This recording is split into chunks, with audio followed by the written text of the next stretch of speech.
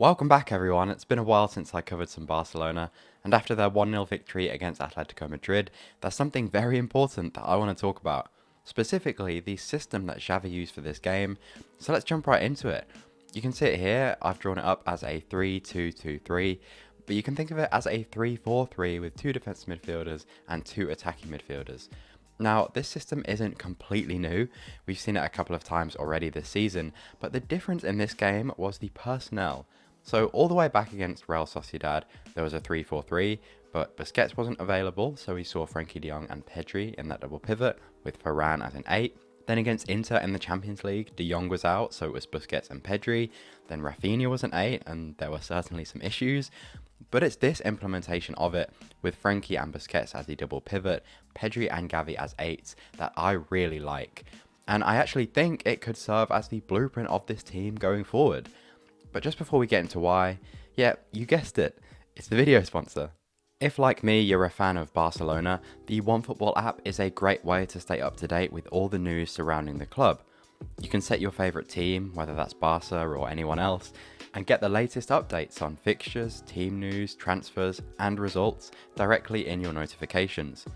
Post-game, you can access stats, highlights, and even original OneFootball content. And depending on your location, you can even stream live games from worldwide and European competitions. And perhaps the best thing of all, the OneFootball app is completely 100% free, and you can get it by clicking the first link in the description or by scanning the QR code on screen. So thanks again to OneFootball for supporting the channel. So what's so great about this 3-4-3 system? Well, let's start with Pedri, a player that I think has been underutilized for a while now, at least offensively speaking. As an 8 in a 4-3-3, he tends to end up very deep, controlling the tempo of the game, switching the ball from left to right, all things he does very well, but I've said it many times already that he has the quality to be decisive closer to goal. This 3-4-3 system essentially forces him up the pitch, with de Jong behind him responsible for build-up. Pedri is given a much more offensive role between the lines, where he can turn and contribute directly to chance creation, and that's exactly how Barca's winning goal against Atleti came about, with Pedri picking up between the lines and driving towards the box. This is something Xavi's been asking of Pedri anyway, and in this system he has a lot more offensive freedom to do so. And that freedom is probably the best thing about this role. Because it is de Jong behind him on that side, the two can and do rotate. If Pedri feels like dropping every so often, de Jong can push up. So arguably you get the best out of both of these talented players, and you bring an unpredictability to your attacking movement. The difference from the 4-3-3 is that Pedri doesn't have to drop anywhere near as often.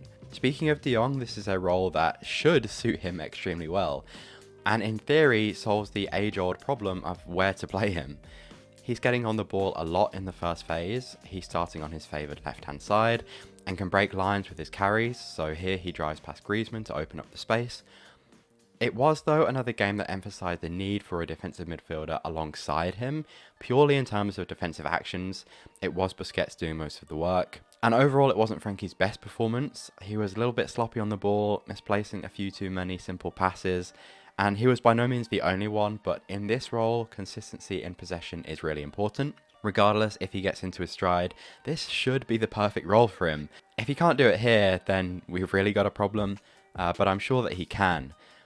If not though, we actually got a glimpse of Xavi in that deeper role. That's an interesting option that I don't really have time to talk about in this video, but let me know in the comments if you think that could work. Anyway, it felt like this system gave an extra degree of freedom to the players, which I really liked, and it resulted in some really nice passing moves. I wish I could show you this clip, but La Liga are awful with copyright, so unfortunately you're getting a bunch of difficult to understand screenshots instead. Sorry. On the face of it, it's typical Xavi ball, passing combinations on the left, isolate and switch to Dembele on the right, but with Pedri close to the box, it just has a lot more cutting edge on that side.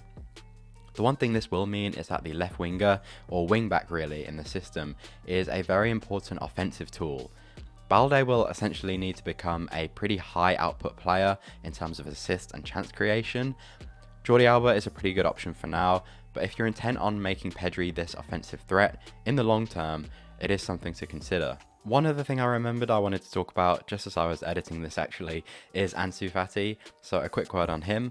I've had a few people ask me what I think of his situation, and considering his apparent loss of explosiveness physically, I do like him as a centre forward in theory.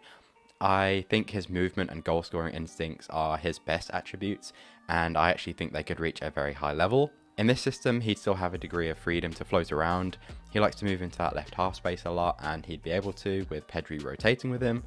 It's a shame he'll basically get no game time here though when Lewandowski's back, but with Varane out as well for a couple of games, he will have a little bit to find his feet, and I hope he does because I think he can bring a lot in this role. So against a system that Barca have typically struggled with this season, Atleti's 5-3-2, things looked pretty good. But it all changed quite a bit when Atleti abandoned their conservative shape and became far more aggressive. Unfortunately this season, a lot of the good Barca are doing is accompanied by some not so good, and you can see the drop off pretty clearly in the XG graph. So let's talk about what happened and if it's a cause for concern. You can split Barca's problems in this game into two categories, those that were forced by Atletico's pressure and those that they brought about themselves. In terms of the press, Atleti became really aggressive after they went a goal down, trying as often as possible to press man-to-man. Barca tried to play through it, mainly through the fullbacks. Koundé and then into Xavi seemed to be plan A, which forces the Atleti left centre-back to step up really high, but it had to be done under pressure and it didn't ever quite work out. And pretty frequently, especially in the second half, there was no free man at all, so Barca just had to go direct. And that wasn't too profitable either. Barca have been pretty good this season when they've had to go direct, but losing Lewandowski really hurts in that regard. They don't really have any physical presence to make it stick. So ultimately, away against Atletico Madrid, Barca could neither play through the press or exploit the space in behind, and very simply, that's the biggest reason they lost control of it. But there's a bit of nuance worth mentioning here, and it was Xavi that got me thinking about it. In his post-match interview, he criticised his team for passing backwards to ter Stegen too much, which suggests to me that he actually wants his team to be braver. After that, I noticed quite a lot of risk aversion from Barca. So shortly after going 1-0 up, and Balde receives the ball on the left, there's a sudden lack of forward passing options ahead of him, so he has to turn and go back. There's a sense here that Barca are happy to keep possession rather than continue to generate threat. It's hard to find stills that really represent what I mean, but for example, here in the second half, Balde ignores Pedri's run and instead turns backwards, and they end up going back all the way to ter Stegen. And while a dose of control is fine, I've advocated for it before, too much of it is counterproductive, especially if you're going to lose it every time it's at the keeper's feet. So getting that balance right between control and threat, depending on game state, is the thing that this team really needs to work on. Plan A is usually very good, but when the opponent does something to change things, these players don't really react well.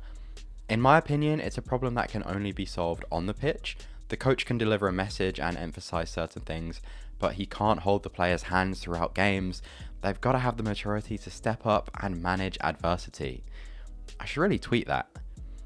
Anyway, that's my take on why Barca struggled to control the game. In this last bit, I really want to give a shout out to some great defenders. With all the turnovers in build-up and from going long, Barca, as Xavi likes to say, had to suffer. This is a team set up for possession and counter-pressing, and without those things, it became a very atypical defensive performance. The ball was in their final third often, and the defensive line was much deeper than on average. There's the obvious initial threat of conceding chances from high turnovers, but even when Atletico had the ball at the back, their wide 3-2-5 in possession caused Barca's 4-4-2, which is what it became off the ball, real problems. Joao Felix and Marcos Llorente were doing a great job of pinning the Barca fullbacks. That gave the wingbacks a lot of space to operate, and that gave Barca a lot of defending to do in their own box, which this team is reasonably capable of, especially when all these defenders are fit. Barca are much better at defending crosses and just direct attacks into the box. I mean, just look at the sheer amount of actions that Christensen is making inside the box. Turns out money can buy quality. What's that? He was free? Oh. Of course, in an ideal world, the game doesn't pan out like this. I feel like Xavi's substitutions were initially attempting to change that dynamic. Kessié as an attacking midfielder, perhaps to provide more of a physical target for long balls, but with Barca unable to keep possession, he ended up just having to play deeper in the double pivot. Then Rafinha was brought on, I'm pretty sure, to help manage Molina on that flank. In the end, the dynamic wasn't changed and Barca did just have to see the game out. But away from home at Atletico Madrid, no team in the world is going to have it easy. That's why this is a great 3 points for Barca, and I hope this system in particular is developed. I think it's a system that really suits the squad well. I didn't even mention the flexibility of being able to shift from back 3 into back 4, but all in due time. I think it's a system that really serves the players rather than the other way around. So let me know what you thought of this Barca performance in the comments, and subscribe for more of this in-depth tactical content. I've got a big video on positional play coming in the near future, so turn on those notifications if you don't want to miss it, and I will see you very soon. Take care.